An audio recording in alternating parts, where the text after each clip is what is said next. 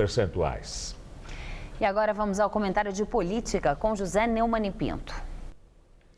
A Operação Turbulência, que pode servir para definir a situação do Brasil inteiro, ela me leva a dois clássicos da literatura, né? A Segunda Morte, de Ramon Mercader, de Jorge Semprún, e Crônica da Morte Anunciada, de Gabriel Garcia Marques. Acontece que a morte do Eduardo Campos foi anunciada pelo fato de que os presidenciáveis e presidentes no Brasil voam muito nas piores condições. Não sabem nada a respeito dos aparelhos. No caso do Eduardo Campos, parece que ele não sabia nem quem era o dono, o aparelho não tinha dono, e não ligam nada para a questão da manutenção desses aparelhos, o que provoca até acidentes menos do que o que se esperava, né? Então, é a segunda morte do Eduardo Campos, porque na primeira ele morreu mesmo. A segunda é a morte da sua reputação, da sua imagem.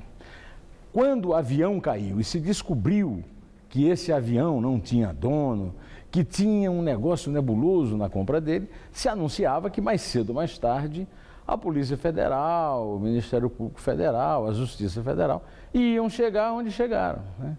Um processo mostrando que houve fraude, que essa fraude deve ter participado da eleição dele para governador de Pernambuco em 2010.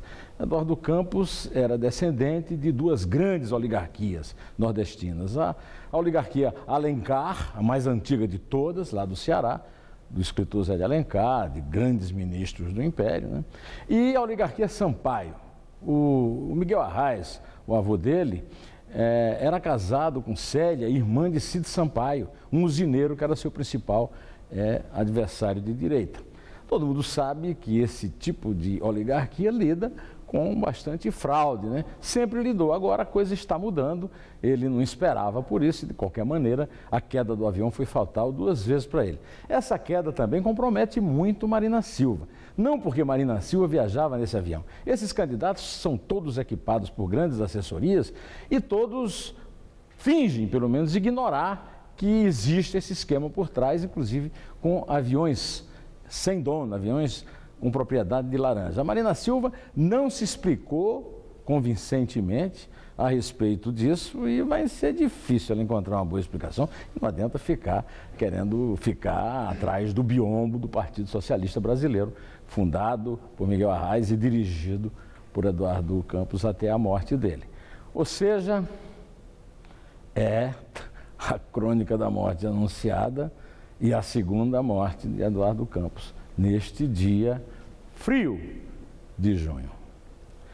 Bom, direto ao assunto, volto aqui na quinta-feira, em pé,